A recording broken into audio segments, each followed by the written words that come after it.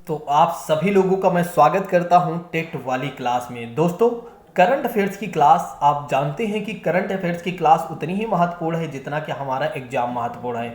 क्योंकि अगर हमें सुपर टेट या केवीएस जैसे एग्जाम को निकालना है तो इसके लिए हमें करंट अफेयर्स तो दोस्तों पढ़ना ही होगा।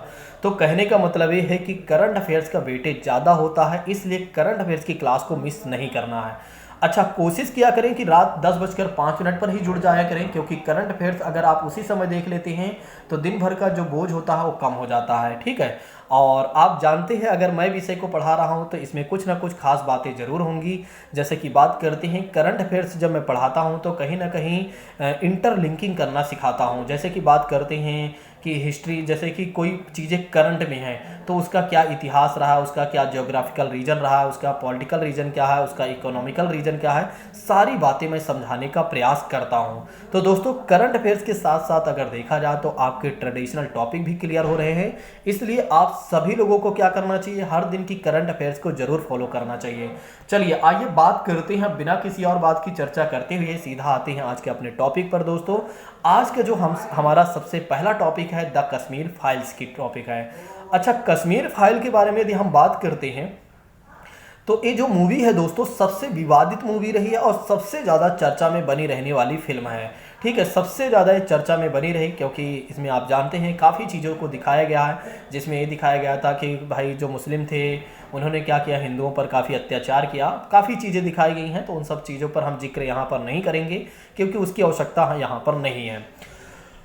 अच्छा, बात ये कर लेते हैं कि भाई ये फिल्म दोबारा क्यों फिर से क्यों चर्चा में आ गई। देखिए, उसके पीछे का मूल कारण ये है दोस्तों, ये जो द कश्मीर फाइल्स है दोस्तों, ये इसलिए दोबारा चर्चा में आ गई क्योंकि इसे ऑस्कर अवार्ड के लिए शॉर्ट लिस्ट कर लिया गया है। मतलब इसे क्या मिलेगा, ऑस्कर अवार्ड मिलेगा, इसलिए ये फिल्म जो है दोबारा चर्चा में आ गई है। तो ध्यान रखिएगा, आपके एग्जाम में पूछा जा सकता है कि कश्मीर फाइल अभी हाल ही में फिर से चर्चा में बनी हुई थी, तो उसके पीछे का मूल कारण क्या रहा है। तो आप बता दीजिए कि 2023 में इसे ऑस्कर अवार्ड मिलेगा, जिसके वजह से यह जो फिल्म है वो दोबारा चर्चा में आई हुई है।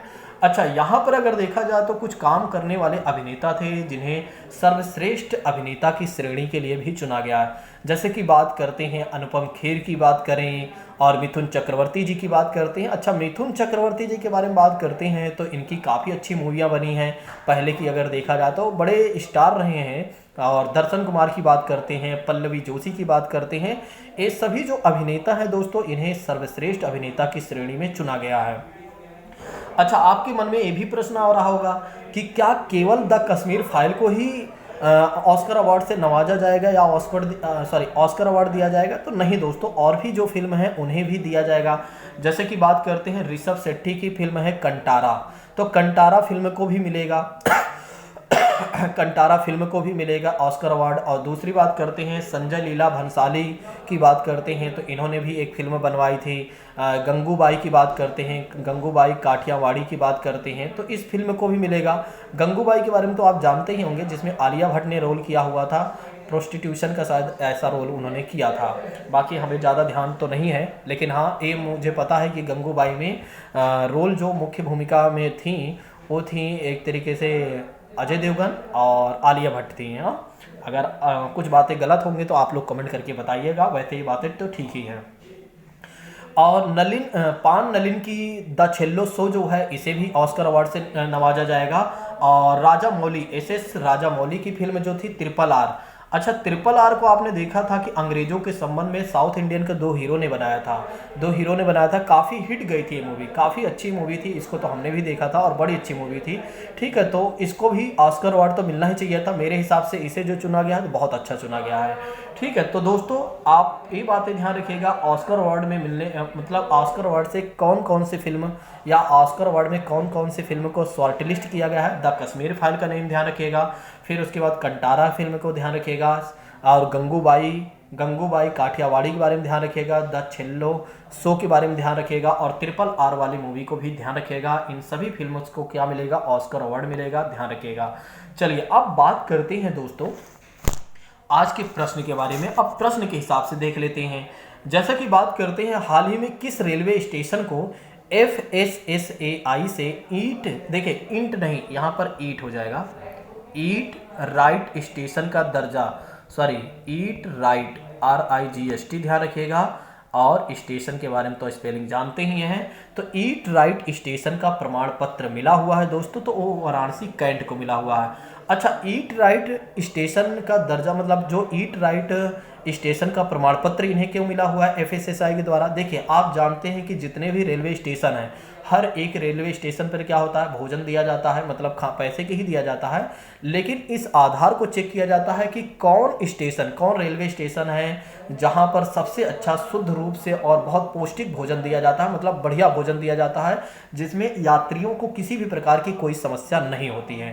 तो वाराणसी कैंट है जहां पर सबसे अच्छा भोजन दिया जाता है। इसीलिए क्या हुआ, FSSAI के द्वारा इसे ईट राइट स्टेशन का क्या मिल गया है, प्रमाण पत्र मिला हुआ है। तो आपके एग्जाम में यह प्रश्न बन सकता है दोस्तों कि ईट राइट स्टेशन का प्रमाण पत्र किसे मिला हुआ है, तो वाराणसी कैंट को मिला हुआ है, तो ध्यान रखिएगा। अच्छा, किसके द्वारा दिया जाता है, तो FSSAI के द्वारा दिया जाता है। इसमें क्या होता है दोस्तों, ये बातें ध्यान रखिएगा, इसमें 1 से लेकर 5 तक की रेटिंग होती है। तो उसी रेटिंग के आधार पर जिसकी सबसे अच्छी रेटिंग होती है इसमें रेटिंग मिलती है, और जिसकी सबसे अच्छी रेटिंग होती है उसी को FSSAI द्वारा क्या किया जाता है, एक तरीके से जो आपका ईट राइट स्टेशन का प्रमाण पत्र होता है उस स्टेशन को मिलता है, जिसमें वाराणसी को मिला हुआ। अब बात कर लेते हैं FSSAI के बारे में बात कर लेते हैं। देखिए, FSSAI के बारे में यदि बात करते हैं तो इसका फुल फॉर्म हो जाता है दोस्तों food safety and standards authority of India. ध्यान रखिएगा, food safety and standards authority of India, इसका फुल फॉर्म है किसका, FSSAI का इसका फुल फॉर्म है। और अगर इसे हिंदी में हम रूपांतरित करते हैं दोस्तों, तो इसे हिंदी में क्या कहा जाता है, इसे हिंदी में कहा जाता है भारतीय खाद्य सुरक्षा एवं मानक प्राधिकरण कहा जाता है। क्या कहा जाता है, भारतीय खाद्य सुरक्षा, शायद आप समझ गए होंगे, भारतीय खाद्य सुरक्षा मानक प्राधिकरण। ठीक है, थोड़ा लिखने पे मत जाया करें, बस जो मैं समझाता हूँ उसको आप समझ लिया करें, क्योंकि लिखने में परेशानी होती है। देखिए, एक बार फिर से बता दे रहा हूँ, तो भारतीय खाद्य सुरक्षा एवं मानक प्राधिकरण इसे नाम दिया गया है, यानी कि हिंदी में। ठीक है, तो FSSAI का फुल फॉर्म हमने आपको क्या बताया था, food safety and standard authority of India बताया था। अच्छा, इसकी स्थापना कब हुई थी दोस्तों, तो इसकी स्थापना हुई थी 2006 में इसकी स्थापना हुई थी। और किस मंत्रालय के अंतर्गत इसे रखा गया है, तो स्वास्थ्य और परिवार कल्याण मंत्रालय के अंतर्गत इसे रखा गया है। तो ध्यान रखिएगा, किस मंत्रालय के अंतर्गत रखा गया है, तो स्वास्थ्य और परिवार कल्याण मंत्रालय के अंतर्गत इसे रखा गया है। तो दोस्तों, जैसा कि बात करते हैं, हमने आपको बताया कि FSSAI के द्वारा ईट राइट स्टेशन का प्रमाण पत्र किसे मिला हुआ है, तो वाराणसी कैंट को मिला हुआ। अच्छा, वाराणसी कहाँ पर है, तो उत्तर प्रदेश में है। और उत्तर प्रदेश की राजधानी क्या है दोस्तों, तो उत्तर प्रदेश की राजधानी है लखनऊ है, जो कि आप जानते ही हैं। और अगर ये पूछ लिया जाता है इसकी न्यायिक राजधानी क्या है, तो इसकी न्यायिक राजधानी क्या है दोस्तों, तो प्रयागराज है, इस बात को भी ध्यान रखिएगा। अच्छा, उत्तर प्रदेश में राज्यसभा की सीटें कितनी हैं और लोकसभा की सीटें कितनी हैं, तो लोकसभा की सीटें अगर देखा जाए दोस्तों तो 80 सीटें हैं, जो कि सबसे ज़्यादा सीटें हैं। और राज्यसभा की सीटें अगर देखा जाए तो 31 सीटें हैं, जो कि सबसे ज़्यादा हैं। यहाँ के मुख्यमंत्री कौन है, तो यहाँ के मुख्यमंत्री हैं योगी जी हैं, जो कि आप जानते ही हैं। ठीक, यहाँ के राज्यपाल कौन है, आनंदीबेन पटेल हैं। चलिए, अब आइए बात करते हैं इसी के साथ अगले प्रश्न के बारे में। देखिए, अगला प्रश्न ये कहता है कि हाल ही में फाइनेंशियल इंक्लूजन की बात करते हैं। वर्किंग ग्रुप की पहली बैठक का आयोजन किया गया है। ठीक, और कहाँ पर यह आयोजन किया गया है दोस्तों, तो कोलकाता में किया गया है। तो ध्यान रखिएगा, अभी हाल ही में क्या किया गया, फाइनेंशियल इंक्लूजन वर्किंग ग्रुप की पहली बैठक की गई, और कहाँ पर की गई थी, कोलकाता में की गई थी, या कोलकाता में हो रही है। अच्छा, फाइनेंशियल इंक्लूजन किसे कहा जाता है, फाइनेंशियल इंक्लूजन के बारे में यदि हम बात करते हैं तो इसे हिंदी में क्या कहा जाता है, वित्तीय समावेशन कहा जाता है। क्या कहा जाता है, वित्तीय समावेशन कहा जाता है। अब इसके बारे में समझिएगा, दरअसल क्या होता है कि समाज के जो पिछड़े और कम आय वाले लोग होते हैं उनको वित्तीय सेवाएं प्रदान करना होता है। कहने का मतलब ये है कि जो लोग एक तरीके से फाइनेंस से वंचित हैं, उन सभी को क्या करना है, फाइनेंस के साथ जोड़ना है, यानी कि वित्तीय सेवाएं उन्हें देना है, वही है वित्तीय समावेशन है दोस्तों, या फाइनेंशियल इंक्लूजन है। और कहाँ पर इसका आयोजन किया गया है, तो कोलकाता में किया गया है। अच्छा, कोलकाता के बारे में बात कर लेते हैं दोस्तों। अगर हम कोलकाता के बारे में बात कर लेते हैं तो कोलकाता जो है एक तरीके से पश्चिम बंगाल की राजधानी है। और कोलकाता की मुख्य विशेषता ये है दोस्तों, ये 3 देशों के साथ अपनी सीमा साझा करता है। कोलकाता मतलब पश्चिम बंगाल 3 देशों के साथ अपनी बॉर्डर शेयर करता है दोस्तों, इस बात को ध्यान रखिएगा। वे 3 देश कौन कौन से हैं? एक तो बांग्लादेश की बात करते हैं तो बांग्लादेश के साथ तो सबसे ज़्यादा सीमा साझा होती है किसकी? पश्चिम बंगाल के। और दूसरे देश की बात करते हैं दोस्तों तो भूटान, और तीसरे देश की बात करते हैं तो नेपाल। तो 3 देशों के साथ क्या है? बॉर्डर शेयर करता है कौन? पश्चिम बंगाल। किसके साथ? एक तो बांग्लादेश जिसके साथ सबसे ज़्यादा, दूसरा नेपाल, तीसरा भूटान। अब आइए बात करते हैं नेक्स्ट चीज़ों के बारे में। अगला प्रश्न ये कहता है दोस्तों कि हाल ही में अंतरराष्ट्रीय हॉकी संघ ने किसे अपना ग्लोबल पार्टनर बनाया हुआ है? तो दोस्तों इस बात को ध्यान रखिएगा, JSW को अंतरराष्ट्रीय हॉकी संघ ने क्या किया हुआ? अपना ग्लोबल पार्टनर बनाया हुआ है। चलिए अब आइए बात करते हैं नेक्स्ट प्रश्न के बारे में और इसके आंसर के बारे में जानते हैं। तो अगला प्रश्न ये कहता है दोस्तों कि हाल ही में किस लेखक ने ओडुक्कुझल पुरस्कार से जीता हुआ है, मतलब जीता हुआ है? किस लेखक ने ओडुक्कुझल पुरस्कार जीता हुआ है? तो इसको लिख लीजिएगा, अंबिका सुथन मगंड। आप समझ रहे हैं ये साउथ इंडियन के लोग हैं, ठीक है, जिसकी वजह से क्या है इतने खतरनाक नाम दिए गए हैं। तो ओडुक्कुझल पुरस्कार के बारे में बात करते हैं तो किस लेखक ने जीता हुआ है? अंबिका सुथन मंगड के बारे में ध्यान रखेगा। अब एक क्या पुरस्कार है, एक किस प्रकार का पुरस्कार है, आइए इसके बारे में समझ लेते हैं, क्योंकि अभी आपके मन में यह चल रहा होगा भैया ये पुरस्कार है क्या। देखिए ये जो पुरस्कार है दोस्तों ये भारतीय साहित्य पुरस्कार है। किस प्रकार का पुरस्कार है दोस्तों? तो भारतीय साहित्यिक पुरस्कार है जो हर साल लेखकों को दिया जाता है। हर साल क्या किया जाता है? लेखकों को दिया जाता है। किन लेखकों को दिया जाता है? जो मलयालम भाषा में अच्छे काम करते हैं उन लेखकों को दिया जाता है दोस्तों।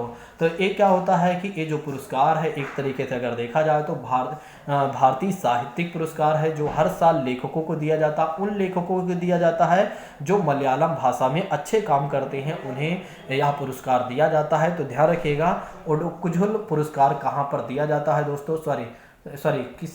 किस लिए दिया जाता है? तो मलयालम भाषा में जो अच्छे काम करते हैं उन लोगों को दिया जाता है, उन लेखकों को दिया जाता है। अच्छा, किसको मिला हुआ है इस वर्ष अगर देखा जाए तो अंबिका सुथन मंगट का नेम ध्यान रखिएगा।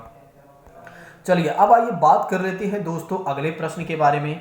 अगले प्रश्न के बारे में दोस्तों बात करते हैं तो काफी अच्छा प्रश्न है, आपके एग्जाम में पूछा जा सकता है कि हाल ही में किसने भारतीय सेना के लिए low smoke superior kerosene oil launch किया हुआ है? तो BPCL ने लॉन्च किया हुआ है, जिसे बोला जाता है BPCL का फुल फॉर्म क्या हो जाता है? भारत पेट्रोलियम कॉर्पोरेशन लिमिटेड हो जाता है। तो अभी क्या हुआ है दोस्तों, हाल ही में क्या हुआ है, भारतीय सेना के लिए लो स्मोक सुपीरियर कैरोसिन का मतलब हो जाता है मिट्टी का तेल लॉन्च किया गया है। अच्छा, एक क्यों लॉन्च किया गया है, क्या इसकी आवश्यकता पड़ गई, उसके पीछे का क्या कारण रहा होगा? देखिए दरअसल क्या होता है, जो हमारे देश के सैनिक होते हैं वे काफ़ी ऊंचाई पर क्या होता है जाते हैं काम करने के लिए, हमारे देश की रक्षा करने के लिए। तो जब वहाँ पर जाते हैं तो ये क्या करते हैं, कैरोसिन का तेल जलाते हैं, मिट्टी का तेल जलाते हैं। अब जब मिट्टी का तेल जलाते हैं दोस्तों तो काफ़ी ज़्यादा धुआं होता है और जिससे क्या होता है इनको काफ़ी ज़्यादा परेशानी होती है, ठीक है। तो इससे क्या होता है कि कई बार इनके स्वास्थ्य के लिए, ये बात तो आप जानते हैं, जब ज़्यादा धुआं होगा तो इनके स्वास्थ्य के लिए वो हानिकारक होगा। तो इसके वजह से क्या हुआ, जिसमें कम धुआं हो ऐसे मिट्टी का तेल को लॉन्च किया गया है, किसके द्वारा? BPCL द्वारा, जिससे हमारे सैनिकों को ज़्यादा किसी प्रकार की परेशानी भी ना हो दोस्तों, और उनका काम भी हो जाए। तो ये ध्यान रखिएगा, लो स्मोक सुपीरियर कैरोसिन ऑयल इसलिए लॉन्च किया गया था ताकि भारतीय सेनाओं को किसी भी प्रकार की समस्याएं ना हो स्वास्थ्य से संबंधित। क्योंकि पहले क्या होता था, जो नॉर्मल कैरोसिन होता था दोस्तों, उसको अगर वे जलाते थे, वहाँ पर यूज करते थे तो काफ़ी ज़्यादा धुआं निकलता था, जिससे उनके स्वास्थ्य पर काफ़ी ज़्यादा दुष्प्रभाव पड़ता था। तो इसके वजह से इसके संदर्भ में BPCL ने क्या कर दिया, BPCL Bharat petroleum corporation limited ने क्या किया कि एक तरीके से लो स्मोक सुपीरियर कैरोसिन यानी कि मिट्टी का तेल लॉन्च कर दिया, जिससे मतलब एक तरीके हमारे देश के सैनिकों को किसी भी प्रकार की ज़्यादा समस्याएं ना हो। यह एक प्रकार का अगर देखा जाए तो स्वच्छ ईंधन के रूप में है दोस्तों, ठीक है। या एक प्रकार का अगर देखा जाए तो स्वच्छ ईंधन है, लेकिन इसमें भी धुआं निकलेगा, लेकिन उतना ज़्यादा धुआं नहीं निकलेगा जितना पहले वाले में निकलता था। तो इससे उतना ज़्यादा परेशानी नहीं होगी। अब थोड़ा से BPCL के बारे में बात कर लेते हैं, ना। अब बीपीसीएल के बारे में यदि हम बात करते हैं दोस्तों, तो इसका मुख्यालय कहाँ पर है, आपके एग्जाम में ये पूछा जाता है, ध्यान रखिएगा। तो बीपीसीएल का जो मुख्यालय है दोस्तों, बीपीसीएल का जो मुख्यालय है वो मुंबई में है। तो ध्यान रखिएगा बीपीसीएल का मुख्यालय कहाँ पर है, तो बीपीसीएल का जो मुख्यालय है दोस्तों वो मुंबई में है। नेक्स्ट बात करते हैं, इसकी स्थापना कब की गई थी, इसकी स्थापना कब की गई थी, तो 1992 में, ध्यान रखिएगा।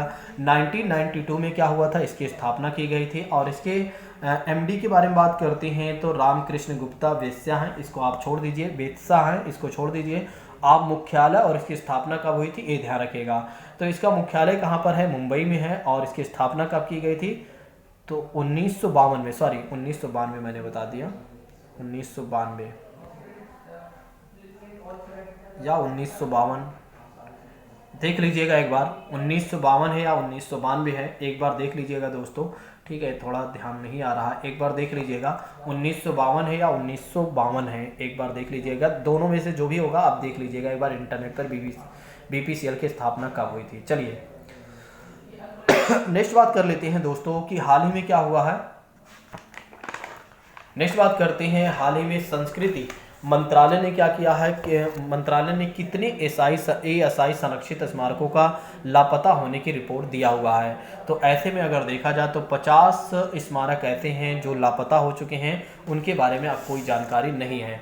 दरअसल क्या होता है, जो एएसआई है इसे कहा जाता है भारतीय पुरातत्व सर्वेक्षण विभाग कहा जाता है।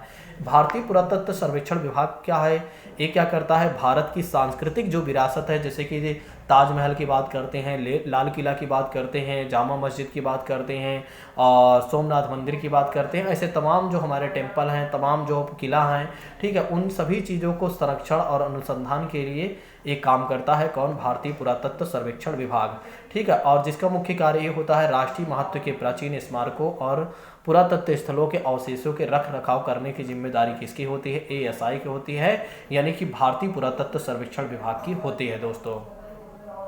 चलिए नेक्स्ट बात कर लेते हैं, हाल ही में किसने अपनी नई किताब क्रांतिकारी का विमोचन किया हुआ है, तो संजीव सान्याल ने। तो संजीव सान्याल के बारे में यदि हम बात करते हैं तो इन्होंने नई किताब को लॉन्च किया हुआ है, इस बात को ध्यान रखिएगा, ठीक। अगर क्रांतिकारी, इनकी नई किताब का नेम है क्रांतिकारी। चलिए अब आइए बात करते हैं लास्ट चीज़ों के बारे में। अब जैसा कि देखा जाए तो राष्ट्रपति द्रौपदी मुर्मू ने 7 जनवरी 2023 को विजेताओं को डिजिटल इंडिया अवार्ड से DIA प्रदान करेंगे, ठीक है, डिजिटल इंडिया प्रदान करेंगी 2022 का पुरस्कारों से। और कितने श्रेणियों के तहत दी जाती हैं दोस्तों, तो 7।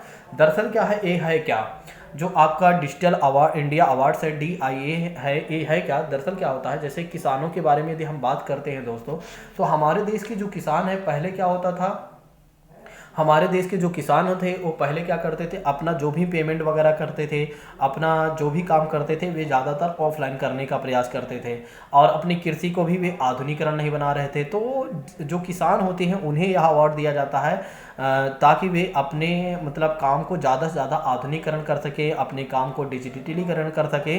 तो वो एक तरीके से उसके लिए इसे दिया जाता है। और कितने श्रेणियों की दिया गया है, तो 7 श्रेणियों में दिया गया है, ठीक है। तो ध्यान रखिएगा, डिजिटल इंडिया अवार्ड 2022 के बारे में बात करते हैं तो कितने श्रेणियों के तहत घोषणा की गई है पुरस्कार के, तो 7 के बारे में। कृषि क्षेत्र के डिजिटलीकरण और कारोबार को बढ़ावा देने के लिए इस अवार्ड को दिया जाता है, ध्यान रखिएगा। अब आइए बात कर लेते हैं थोड़ा से राष्ट्रपति के बारे में, क्योंकि यहाँ से हमारे एग्जाम में ट्रेडिशनल क्वेश्चन के रूप में ट्रेडिशनल टॉपिक के रूप में यह है और यहाँ से क्वेश्चन पूछ ही ले जाते हैं। जैसे कि अगर हम बात करते हैं दोस्तों राष्ट्रपति के बारे में बात करते हैं, तो राष्ट्रपति के बारे में अगर देखा जाए तो ये कौन होते हैं, भारत में प्रथम नागरिक होते हैं। तो भारत में अगर देखा जाए तो प्रथम नागरिक के तौर पर देखा जाए तो कौन होते हैं, भारत के राष्ट्रपति होते हैं। जो राष्ट्रपति होता है दोस्तों हमारे देश का, वो तीनों सेनाओं का सर्वोच्च कमांडर होता है। जल थल वायु की बात करते हैं तो तीनों सेनाओं का सर्वोच्च कमांडर अगर कोई होता है तो वो राष्ट्रपति होता है। अच्छा, राष्ट्रपति बनने के लिए योग्यताएं क्या होनी चाहिए दोस्तों, अगर कोई व्यक्ति भारत का राष्ट्रपति बनना चाहता है तो उसकी योग्यताएं क्या होनी चाहिए। और राष्ट्रपति का चुनाव कैसे होता है, तो राष्ट्रपति का पहले तो ये समझ लेते हैं कि राष्ट्रपति का चुनाव कैसे होता है।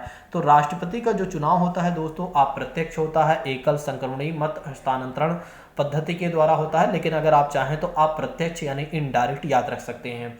तो राष्ट्रपति का जो चुनाव होता है दोस्तों अप्रत्यक्ष होता है, इनडायरेक्ट होता है, इस बात को ध्यान रखिएगा। अच्छा, राष्ट्रपति बनने के लिए योग्यता क्या चाहिए दोस्तों, कमेंट करके बताइए। जैसा कि बात करते हैं, एक तो भारत का नागरिक हो व्यक्ति। अगर किसी व्यक्ति को भारत का राष्ट्रपति बनना है तो व्यक्ति भारत का नागरिक होना चाहिए। उसकी आयु कितनी होनी चाहिए, उसकी उम्र कितनी होनी चाहिए, 35 वर्ष होनी चाहिए। दूसरी बात करते हैं, व्यक्ति भारत का नागरिक हो, पागल और दिवालिया नहीं होना चाहिए। और नेक्स्ट बात करते हैं, लोकसभा के सदस्य बनने की योग्यता रखता हो। किसके सदस्य बनने की योग्यता रखता हो, लोकसभा के सदस्य बनने की योग्यता रखता हो दोस्तों। और इसके पास क्या होना चाहिए, 50 प्रस्तावक होने चाहिए और 50 अनुमोदक होने चाहिए। क्या होने चाहिए, 50 प्रस्तावक और 50 अनुमोदक होने चाहिए, इस बात को ध्यान रखिएगा। ठीक है, तो 50 सांसद विधायक एक तरीके से इसके अनुमोदक के रूप में होना चाहिए और 50 सांसद विधायक इसके किस पक्ष में होने चाहिए दोस्तों, एक तरीके से अगर देखा जाए तो इसके प्रपोजल के रूप में होने चाहिए। अगर किसी व्यक्ति को भारत का राष्ट्रपति बनना है तो उसके लिए क्या एलिजिबिलिटी चाहिए दोस्तों, व्यक्ति भारत का नागरिक हो और 35 वर्ष की आयु कंप्लीट कर लिया हो और साथ ही साथ अगर देखा जाए तो वह पागल और दिवालिया नहीं होना चाहिए, लोकसभा के सदस्य बनने की योग्यता भी रखता हो और 50 प्रस्तावक और 50 अनुमोदक उसके पास होने चाहिए। नेक्स्ट बात कर लेते हैं राष्ट्रपति के बारे में। अगर देखा जाए तो राष्ट्रपति को कौन लोग वोट दे सकते हैं दोस्तों, मतलब कि कौन लोग इसके चुनाव में भाग ले सकते हैं या वोट दे सकते हैं। जैसा कि बात करते हैं, लोकसभा के जो निर्वाचित सदस्य होते हैं,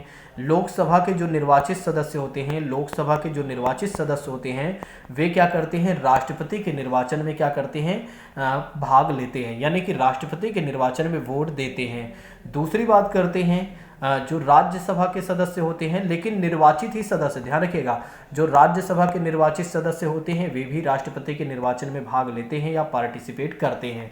अब तीसरी बात कर लेते हैं दोस्तों, जो राज्य की विधानसभा है, जैसे 28 राज्य हैं, इन सभी के पास क्या है, विधानसभा है। तो इन विधानसभाओं के भी जो विधानसभा के सदस्य होते हैं उन्हें विधायक कहा जाता है। तो जितने भी विधायक हैं देश में अगर देखा जाए तो 28 राज्य में जितने भी विधायक हैं वे भी क्या करते हैं, राष्ट्रपति के निर्वाचन में पार्टिसिपेट करते हैं या वोट देते हैं। और पुडुचेरी के बारे में बात करते हैं, केंद्र शासित प्रदेश में अगर देखा जाए तो केंद्र शासित प्रदेश हमारे पास 8 हैं और जिसमें अगर देखा जाए तो दो ऐसे राज्य हैं जिनके पास विधानसभा है दोस्तों। एक तो दिल्ली की बात कर लेते हैं और दूसरी बात कर लेते हैं पांडिचेरी की बात करते हैं। तो दिल्ली और पांडिचेरी की बात करते हैं तो इनके भी जो विधानसभा के सदस्य होते हैं, यानी कि इनके भी जो विधायक होते हैं, विधानसभा के सदस्य जो होते हैं सदस्य के रूप में, वे लोग भी क्या करते हैं, राष्ट्रपति को वोट देते हैं। तो अगर आपके एग्जाम में पूछा जाता है कि राष्ट्रपति को वोट कौन देते हैं या उनके इलेक्शन में कौन लोग पार्टिसिपेट करते हैं, तो ध्यान रखिएगा, एक तो लोकसभा के सदस्य के ध्यान रखिएगा जो निर्वाचित सदस्य होंगे और राज्यसभा के निर्वाचित सदस्य, और 28 राज्य के जितने भी विधानसभा हैं उन सभी विधानसभाओं के सदस्य भी क्या करते हैं, राष्ट्रपति के निर्वाचन में पार्टिसिपेट करते हैं। और केंद्र शासित प्रदेश के रूप में अगर देखा जाए दोस्तों, केंद्र शासित प्रदेश के रूप में देखा जाए तो दो ऐसे राज्य हैं जो दिल्ली हैं और पुडुचेरी हैं जिनके पास विधानसभा है। तो इनके भी निर्वाचित सदस्य क्या करते हैं, राष्ट्रपति के निर्वाचन में पार्टिसिपेट करते हैं। अब बात कर लेते हैं कि राष्ट्रपति का कार्यकाल कितना होता है। तो राष्ट्रपति का कार्यकाल होता है जब दोस्तों वे पद अपना ग्रहण करते हैं तो उस समय से लेकर 5 वर्ष तक उनका कार्यकाल होता है। तो राष्ट्रपति का कार्यकाल जो होता है दोस्तों 5 वर्ष का होता है। उनकी सैलरी कितनी होती है, तो राष्ट्रपति की जो सैलरी होती है 5 लाख रुपए होती है। अच्छा, राष्ट्रपति को क्या समय से पहले भी हटाया जा सकता है? बिल्कुल हटाया जा सकता है, और कैसे हटाया जा सकता है? जब वे संविधान का उल्लंघन करते हैं, अतिक्रमण करते हैं, संविधान का वायलेंस करते हैं, तो उनके ऊपर महाभियोग की प्रक्रिया द्वारा, यानी कि उनके ऊपर महाभियोग चलाया जा सकता है। और किस अनुच्छेद के तहत, अनुच्छेद 61 के तहत अगर देखा जाए, अनुच्छेद 61 के तहत क्या किया जाता है, संसद में महाभियोग प्रक्रिया चलाकर राष्ट्रपति को समय से पहले हटाया जा सकता है।